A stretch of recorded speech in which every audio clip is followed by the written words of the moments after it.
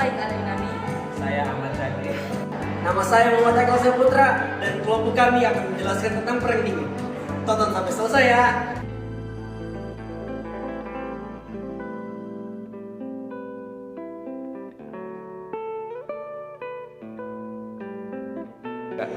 Peristiwa Perang Dingin Uni Soviet dan Amerika Serikat.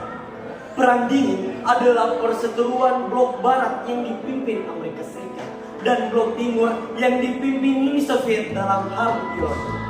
Blok Barat cenderung beraliran liberal dan kapitalis, sedangkan blok Timur menganut paham komunis dan sosialis. Keduanya saling berebut pengaruh terhadap negara lain selama Perang Dunia Kedua. Amerika Serikat dan Uni Soviet sebenarnya tergabung ke dalam blok sekutu dan bersama-sama berperang melawan blok poros selama Perang Dunia Kedua. Meski berada di barisan yang sama, hubungan kedua pihak tersebut sebetulnya masih tegang karena perbedaan ideologi. Amerika Serikat telah lama waspada dan khawatir kepada perkembangan komunisme Uni Soviet dan prihatin dengan pemerintahan tiraninya pemimpinnya yaitu Joseph Stalin. Di sisi lain, Uni Soviet membenci perilaku Amerika Serikat yang menganjurkan Uni Soviet dalam komunitas internasional. Uni Soviet juga geram Amerika Serikat dan bergerak cepat terjun ke dalam perang.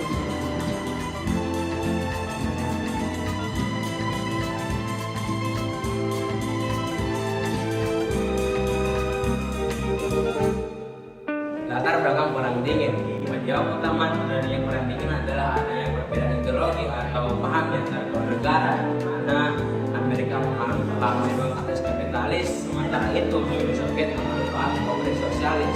Selain itu, Perang Dingin juga terjadi karena keinginan kedua negara untuk berkuasa.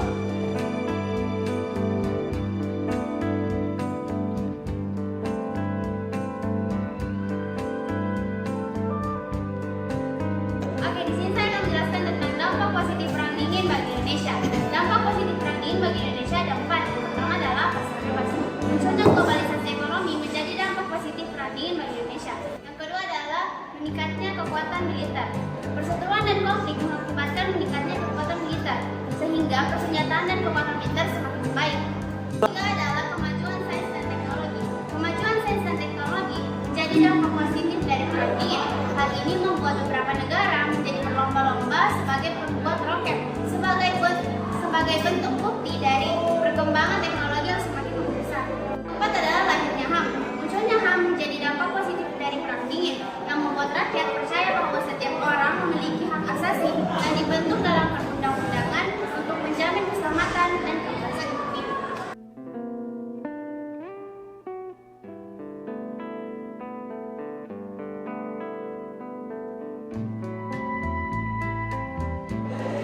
Di sini saya akan menjelaskan dampak dari segi Perang Dingin. Dampak dari Perang Dingin bagi Indonesia yang pertama itu ketidakstabilan politik. Kekuatan negara ada pada kedaulatan yang dijaga oleh rakyat dan perlu juga kita jaga stabilitas politik dari negara itu agar tidak terjadi ketidakstabilan politik yang merupakan dampak dari segi Perang Dingin. Yang kedua, masuknya ideologi asing di Indonesia. Ideologi asing ini seharusnya tidak diadopsi oleh Indonesia. Lantaran adanya Perang Dingin, jadi banyak ideologi asing yang masuk ke Indonesia.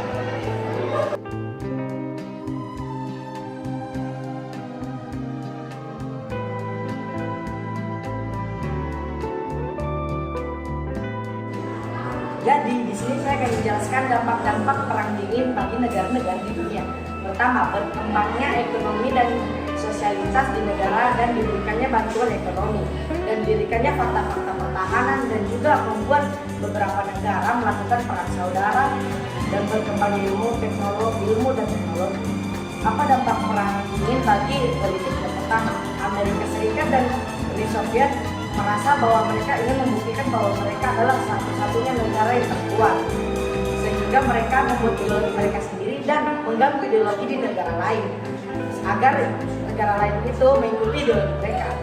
Tiga, apa sih dampak Perang Dingin bagi pasukan militer atau disebut dengan pertahanan? Yang pertama, Uni Soviet pada tahun 1949 membuat nuklir dan bom atom dan mereka telah mengatasinya kemerdekaannya pada tahun 1962. Dan Uni Soviet membuat beberapa rudal di Kuba agar bisa menyerang kota-kota di Amerika Serikat.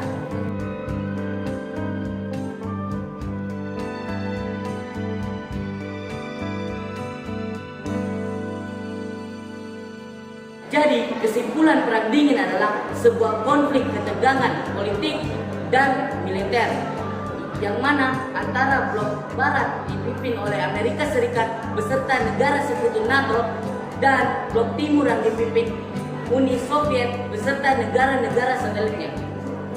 Sekian penjelasan dari kelompok kami. Wassalamualaikum warahmatullahi wabarakatuh.